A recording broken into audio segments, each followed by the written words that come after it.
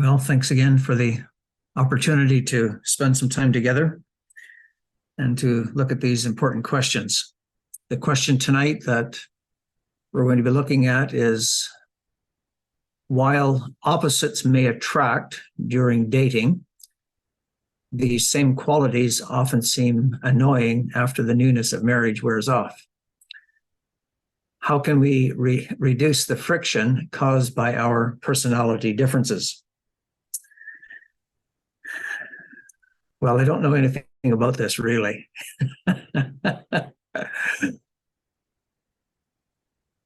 I'll have to make a few confessions tonight. I'll read a couple of passages, first of all. James chapter 1, verse 19. It says, "Wherefore, my beloved brethren, let every man or each one be swift to hear, slow to speak, slow to wrath, for the wrath of man works not the righteousness of God." And so that's a very important challenge. Then over in 1 Peter chapter 3, there's a few verses here. I'm just going to read them. I'm not really going to take them up. It would be actually very valuable to take them up. But 1 Peter chapter 3, starting at verse 7, "Likewise, husbands, dwell with them according to knowledge, giving honor unto the wife as unto the weaker vessel, and as being heirs together of the grace of life, that your prayers be not hindered. Finally, be ye all of one mind, having compassion one of another, or being sympathetic to one another. Love as brethren, be pitiful, be courteous, not rendering evil for evil or railing for railing, but contrariwise blessing, knowing that you are thereunto called, that you should inherit a blessing.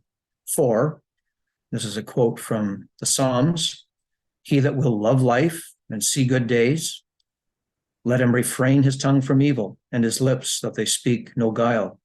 Let him eschew evil and do good. Let him seek peace and pursue it. For the eyes of the Lord are over the righteous, and his ears are open unto their prayers. But the face of the Lord is against them that do evil." This passage certainly applies to us in the closeness of the marriage relationship, as well as the closeness of Christian relationships one with another. And so a couple of the principles that I want to just draw from these passages, first of all from James, is we should be more eager to listen and to understand the other than to be heard. Now, when we get into some kind of disagreement or conflict, that's sort of the opposite, the way we tend to be. We want to be heard. We want to be understood. We're not always eager to pay attention to what the other is trying to tell us. And then, of course, it also emphasizes we need to beware of anger taking over and destroying each other instead of fulfilling God's will to bless and build up each other. And then the emphasis in 1 Peter 3, particularly to the husband, in sensitivity to the relationship that is called upon Christian husbands and wives, that the husband is to be sensitive to the wife, to seek to understand his wife, to give honor to her, to hold her in high esteem, to be protective of her, and also recognizing that God, in calling us into marriage as well as into salvation, is actually intending to bless us together. And it's almost impossible to have a good spiritual life in isolation in your marriage. If you're not getting along in your marriage, it's going to tremendously handicap and hinder your relationship with the Lord. And of course, the same thing is true the opposite way, that if we're not in touch with the Lord, if we're away from the Lord, it will have a very negative impact upon our marriage as well. And so there's some beautiful things said here in this section of, if you really love life, if you want to see happy days, good days, well then watch your tongue. Don't be deceitful, be honest. So these are principles that are very, very valuable. And the recognition that the Lord is involved. I remember one sad occasion, and I don't want to give too many details as to who was involved, but I was there, and there was a very strong conflict going on in the family. And I don't remember if it was myself or somebody else that made some reference to God. And one said, "Don't bring God into this." Well, God's always in it. He's always involved. You can't keep him out of it. And so I want to just, in thinking of the question about, let me just read it again. While opposites may attract during dating, these same qualities often seem annoying after the newness of marriage wears off. And how can we reduce the friction caused by our personality differences? So the first thing I want to do is ask another question, and that is, why were we attracted to our spouses? What was it about them? Well, I guess we can start with some very obvious surface factors. That is that God has designed male and female characteristics so that we are attractive to each other. God has intended it this way. And there may be not only just the physical features that attract us, but the personality features that we're comfortable with, that we find appealing, that we enjoy being with. And so there are personality features that we find attractive because they're similar to us. But then there's also personality features that we need to complete us. Now, I'm not so sure that that's obvious to us when we're looking for a partner. We may not even think we need any help, even though we do. But I believe as God is involved in our lives on every level, he's certainly involved in such an important issue as who we're going to spend our life together with here and serve him together with. And so God, in his wisdom, I believe, draws us together, attracts us to someone who is good for us, who can bless us, and that we can be a blessing too, even if we are not conscious of the need we may have or the need that other person may have when we first meet. Now, I'm going to be quite brief in this, but I'll just give you a little bit of experience. When I first met Becky, it was love at first sight. I know some people don't believe that that's possible, but it certainly was in my case. I was very impressed by her. She was very beautiful, but there was something more that impressed me as I was with her and around her. Met at, she and some other young Christians came up and actually dropped in at the assembly in Charlton where I was. And that was my first time I met her. But there was something about her that really did impress me. And that was that there was a sense that she was someone who feared God, someone who had a reverence for God.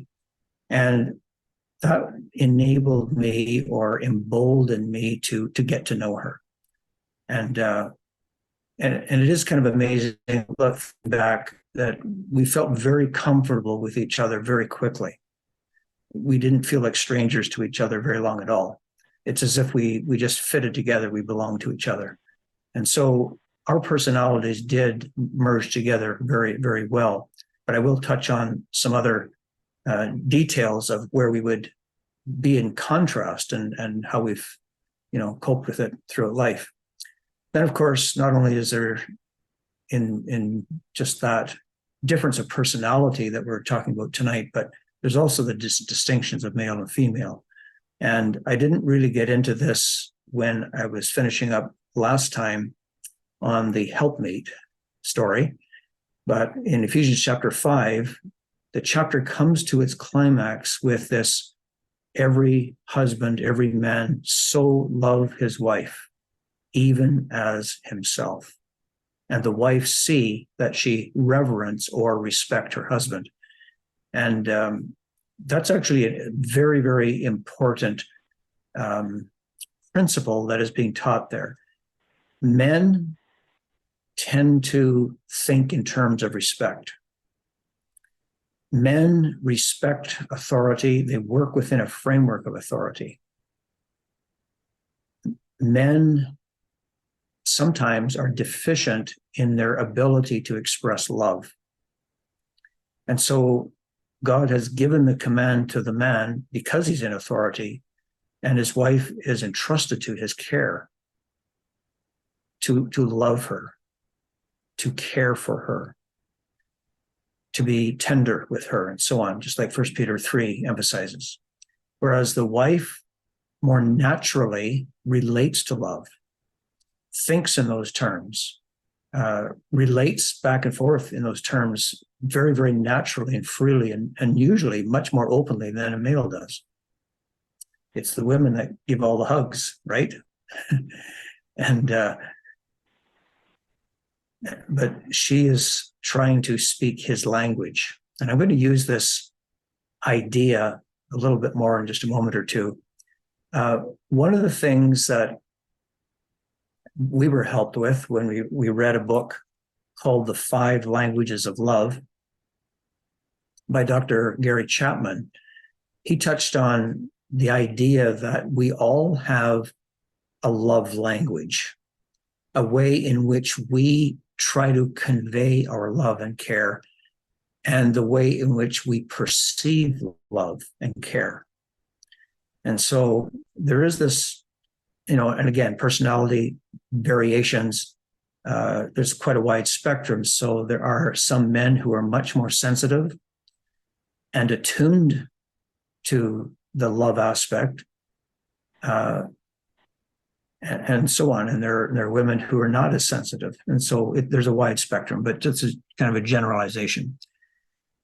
And I will say this just in the terms of the relationship between the husband and wife, because for a man, he wants to be protective toward his wife.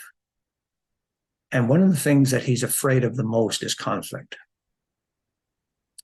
He doesn't want to hurt her, and he doesn't want to have a fight. He wants to protect that because to him, that's dangerous. On the other hand, the wife will often confront in her desire to connect or to reconnect when there's something that seems to be pulling them apart. And so the wife, if the husband clams up, and I'm just thinking about how we respond and react, the wife starts nagging at the husband about something. She's upset about something. What does he do? He shuts up. He goes into a shell. He goes away. He withdraws. Maybe he walks away from her. He's trying to protect. He thinks he's trying to protect. She sees him as going away from her. And so she's going to pursue him more strongly, more demandingly.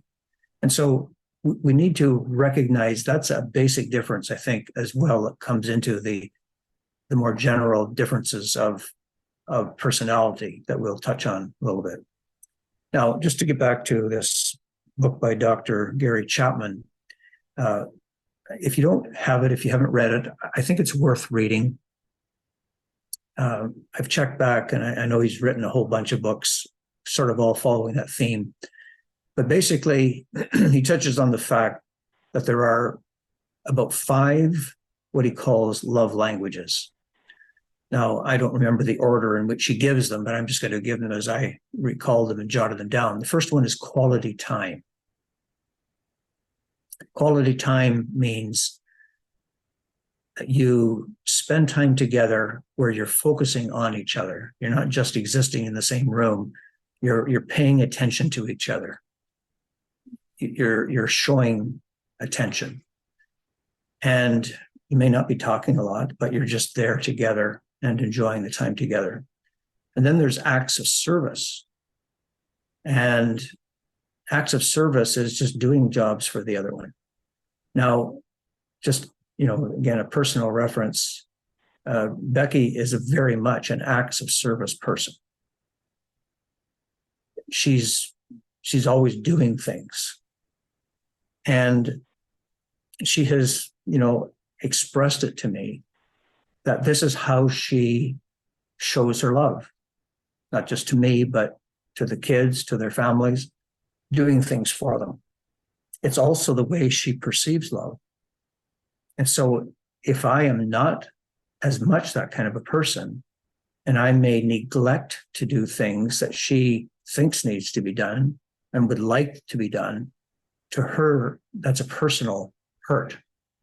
It's not just that the job didn't get done, but that I could have done it for her to show my appreciation or care for her. And so we need to be conscious of these things. And so as we think about it, and I haven't really seriously tried to connect all these 5 languages of love to the personality charts, I'm sure you could probably work out, some equations. And certainly the choleric aspect of personality would fit with the acts of service, because the choleric is the doer, the worker. And then there's physical touch. Now, physical touch is one of the most precious human connections that we have. It's recognized that a little baby coming into the world, physical touch is absolutely essential for its growth, for its life, for its development, its nurturing. And in a sense, it's that amazing thing that a wife and a mother does so instinctively for her family. And of course, in the husband and wife relationship, there's the marital relationship that's involved as well. But it's more than that. It's that tenderness, that closeness to each other, where you show that tender love. And then there's the next one is called words of affirmation. Now, words of affirmation are just praise, encouragement, appreciation, and often that is very, very encouraging. It's very life nourishing. And so some people live on that. It's essential to them to be affirmed, to be appreciated, to be noticed in this way. And then the last one is called gift giving, which is kind of self-explanatory. Some people just thrive on gifts. It just means so much to them to be given a gift. And now, just for Becky and I, probably that's not high on our priority. We enjoy gifts and so on, but it's not something like, means everything to us to a gift is given. And so we need to learn these ways in which we do communicate with each other and how we perceive either love or lack of it from each other. Now, I remember a sister, it was actually Doris Pratt, whom we worked with Murray and Doris for many years in the gospel. She had a neat little saying in her kitchen, and it was, "I like hugs and I like kisses, but what I really love is help with the dishes." And so that would be an acts of service person who would come up with that sentiment. So I'm just going to think with you now, what attracted you in the first place to each other? What was it that made you fall in love with each other? Think back to how you treated each other when you were dating. What made you feel loved and cared for and appreciated? Because here's another thing that I want to just emphasize in passing, and that is that there's a lot more involved than just strictly personality differences. There is the closeness that belongs to the marriage relationship. And I remember another Christian counselor named Dr. Willard Harley. He wrote a book called His Needs, Her Needs. And he makes the declaration that unmet needs are the primary cause of marital conflict. That is, when we're not showing love in a way that meets that need of that partner, and they begin to feel lonely, they begin to feel isolated, they begin to feel distant. And I hope you are sensitive to that, so that you know the difference when you're close with each other and when you've gotten distant with each other. Because it's when we're at a distance from each other that so many conflicts can begin to erupt. Now, so the topic that we're thinking about is the getting rid of or trying to alleviate the friction that happens. Well, if you think about it in the physical sense, what is friction? Well, friction occurs when there's two surfaces that are touching each other and they're moving in the opposite direction. So if you can think about it, ask yourself the question, do we have to oppose each other? It's good to identify what concerns you about some issue with the other person, but can we explore in what ways and understand we actually share a goal or we share a principle that's involved in that particular issue?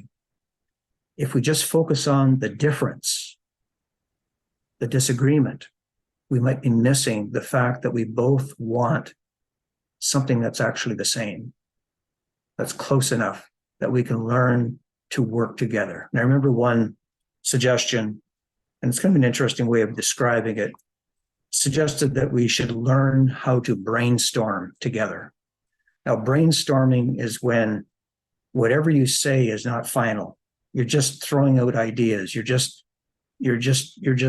trying to get ideas to flow.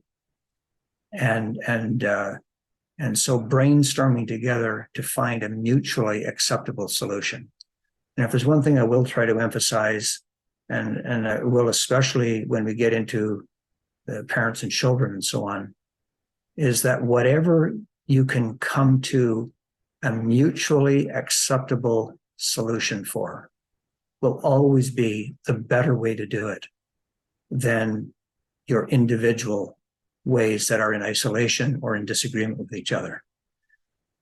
And so getting back to the personality charts, I should have checked to be absolutely sure, but I think the charts that I used in lacrosse when I did the stewardship series, I think those temperament charts are available on the gospelriver.com as well.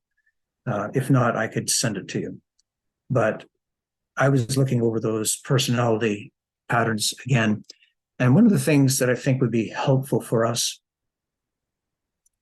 is to study those charts just for the sake of recognizing that there's certain personality patterns, just like there are physical patterns, physical features that we have, whether you got, blonde hair and blue eyes or brown hair and brown eyes or whatever different, we see these differences in different nationalities and ethnic groups and so on and so on.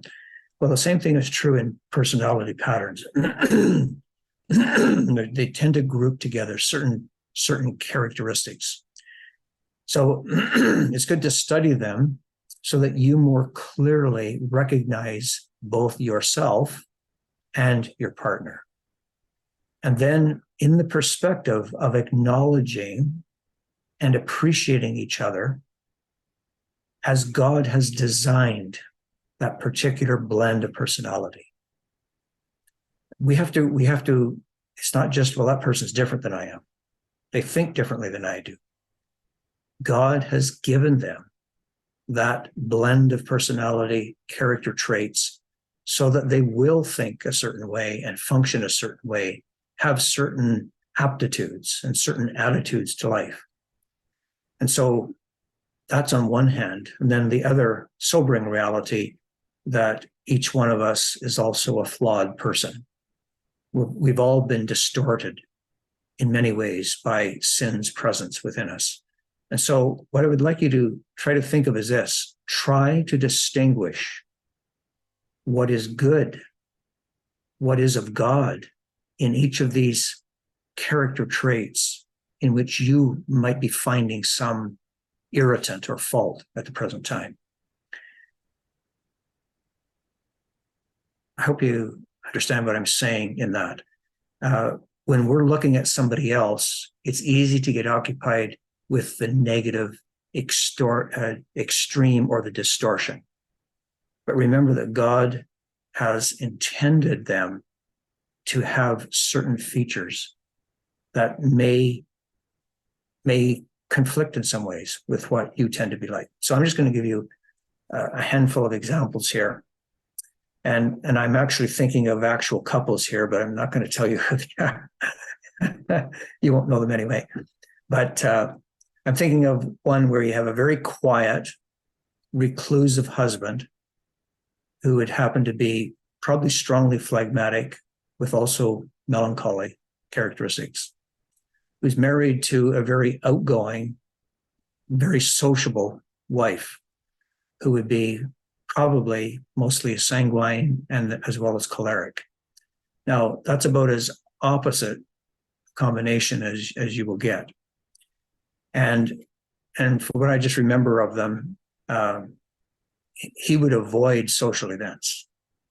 He would rather stay home than go out to any kind of event that's a social event.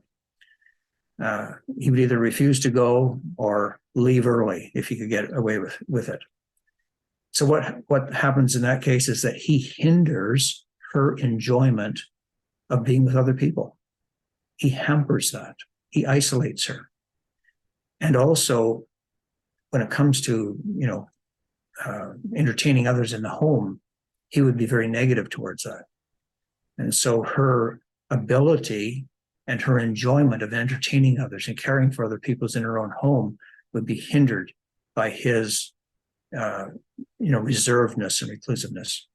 And on the other hand, she will often embarrass him in public because she's loud and boisterous. She's laughing all the time. She's, very open in her opinions, whether laughing and talking together or arguing with somebody. And so each will tend to accentuate and aggravate the other's weakness unless they learn to appreciate one another and to realize they need the influence of the other one to fill in or control some of their extremes. And so that's where sometimes we have to do some very honest self-evaluation, as well as evaluating each other. Appreciate the blessing and the benefit of each other, and seek to adjust what we are like to match the other a little more closely. And so another common example, and this is one that fits together more easily, where you have a melancholy and phlegmatic husband with a melancholy and choleric wife.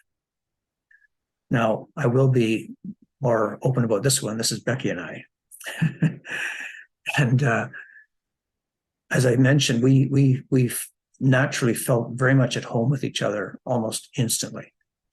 And of course, we shared the same spiritual desires and interests. And so we fit together in many ways. And we've often said we make a great team in doing projects. We're both perfectionists. We both like to do everything perfectly. And so whatever we do, we work together very well, and we have the same kind of standard of doing a good workmanship and so on. Where the stark difference comes in is in motivation. And as you can see, the melancholy blends together. The phlegmatic and the choleric are kind of the opposites when it comes to determination, decisiveness, and motivation. The phlegmatic tends to be unmotivated. Phlegmatic tends to work better in a controlled environment rather than being totally, like you've got 8 hours today or 12 hours today to fill in, do whatever you need to do or want to do. A phlegmatic can waste the whole day very easily, whereas a choleric will get lots of jobs done.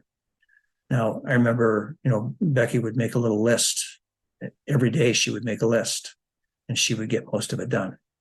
She always is thinking ahead of what she needs to do and to get things done. The only thing that has really slowed her down in later years is just she's run out of energy, doesn't have, the energy that she used to have. Now, one thing that I know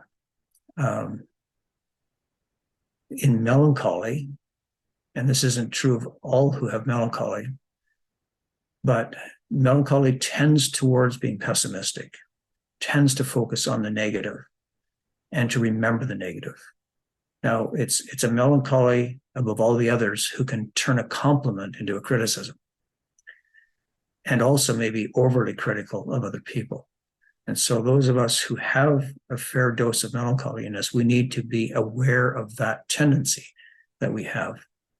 Now, for the mel-chlor wife, who's usually very self-motivated, is always thinking of something to clean up, something to improve, something to fix up. And so, as I said, this has been one of the areas in which it's interesting that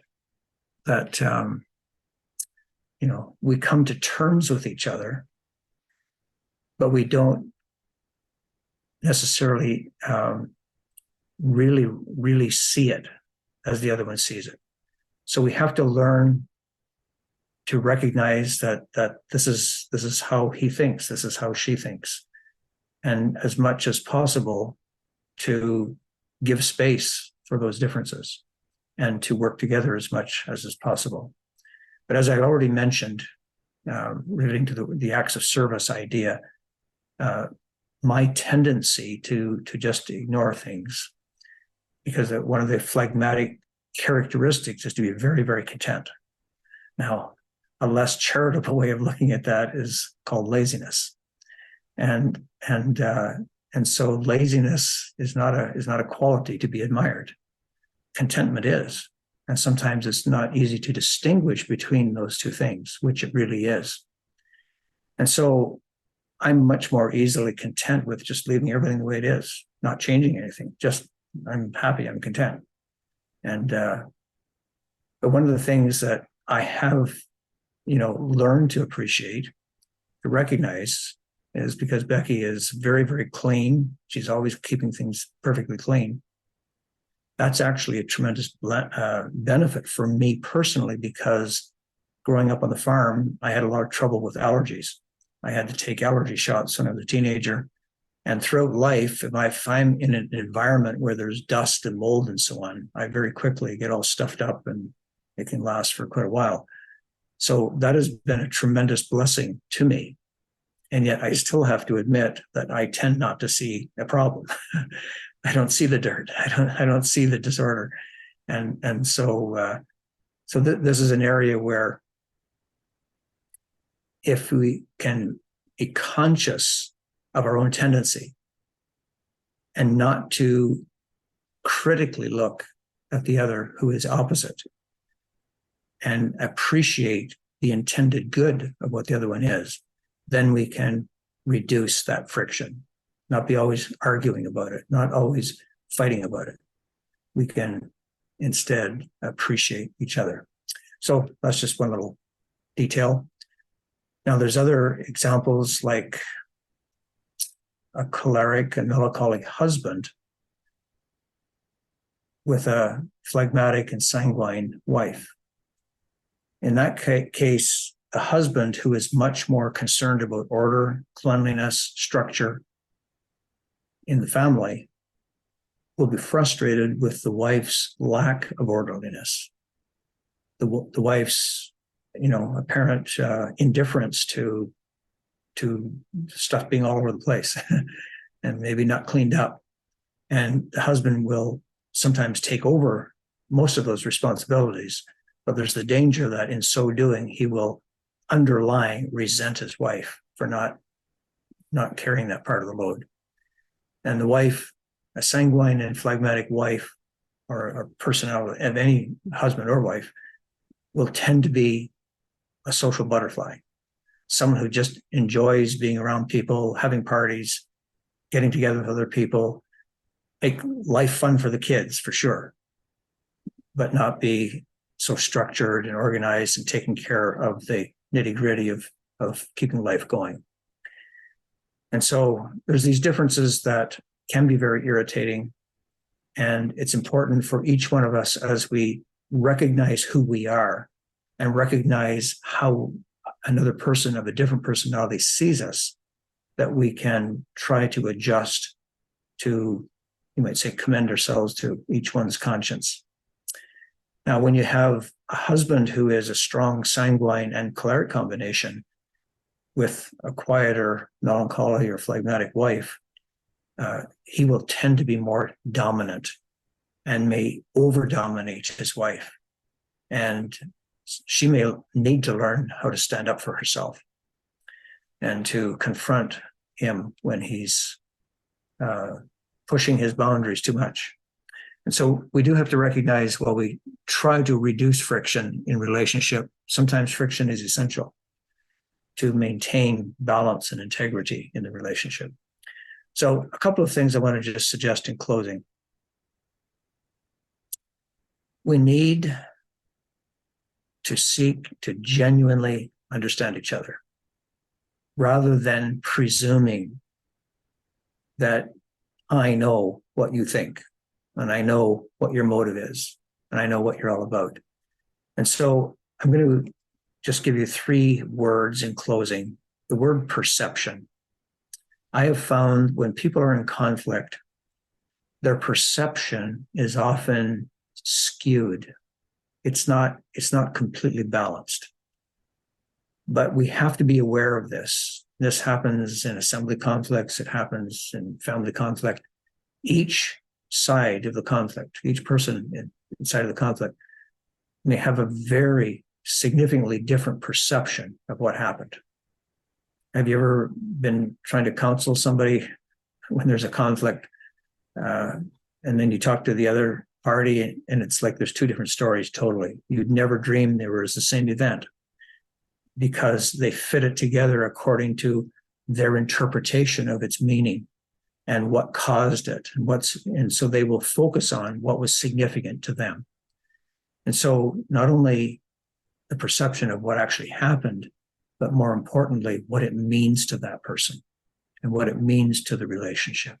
And so and the reason why it's important to know not just my own perception, but to know the other person's perception, is that our perceptions, which is our view of reality, that triggers our emotions, triggers our feelings. And we basically live out our feelings one way or the other. And so 2 skills that are important to help us understand each other are summarized in 2 words. One is called empathy, and the other is called perspective. Empathy, I think the definition of empathy is the ability to feel what the other person feels. Another way we sometimes put it is to put yourself in the other person's shoes. Now that takes thought. It takes awareness. It takes actually learning from the other person in an open way, not a critical way, not a confrontational way, but an open way, inviting them to help you understand, what did this mean to you? What did you feel like through this? What did it trigger in you? So that, what did it mean to you? So that you can feel empathy or feel what the other person feels. And then the other word is perspective, is the ability to see what the other person sees. Now, another phrase that I've heard in relation to resolving conflict is a term called active listening. And it basically is just the idea that I, as the listener, have to accept equal responsibility with the person who's talking to me, who's explaining to me, maybe they're confronting me. I have an equal responsibility to them for the communication to be understood. In other words, it's not up to you altogether to explain to me what you mean. I need to invite understanding. I need to seek understanding. And so accept equal responsibility to understand accurately and fairly what the other person is trying to say to you. Now, why would we be motivated to do that? Well, the first reason is because we love that person. So this comes back again to the deeper spiritual reality that we are called to love each other. we're called to care for each other, to build each other up. And so I'm to listen carefully and patiently. So we need to show each other that you honestly do want to understand how the other one feels and what the other one is seeing. So if you just think it back again to 1 Peter chapter 3, what is he calling us to? Be compassionate, be tenderhearted, be sympathetic, try to be of one mind as much as is possible. Try to preserve the blessing of God in our own hearts and in our relationship. And to do that, we need to be open-hearted to each other, as well as tender-hearted. So I trust that as we think about this, we know it's a reality that as God brings us together and as we live our lives, there are ways in which we blend together naturally, comfortably, and we just enjoy these aspects of each other. And then there are other aspects that we will always have to be cautious about and careful that we don't let ourselves become resentful, bitter, or derogatory towards each other as we see perhaps weaknesses. We all carry weaknesses. As we live in such close relationship, we become exposed in all our weakness and at times failure. And so we need to have that love and care that will honestly see and yet still honestly love and seek the best for each other. So I'll just close with that and trust that the Lord will give us help in our lives together. Let's pray.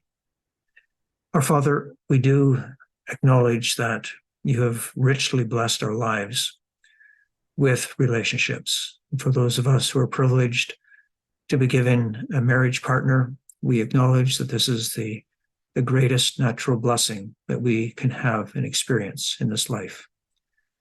We are truly heirs together of the grace of life. Help us then to truly treasure this and to realize that we have to treasure each other if we're going to truly enjoy the life that you desire for us to have. And so we would ask for this, that despite the differences that we have with each other, that they will not become barriers. They will not become things that break down our love for each other, but that they will become ways in which we complement each other and help to become something better together. We ask for this and seek your blessing upon us in our Savior's precious name. Amen.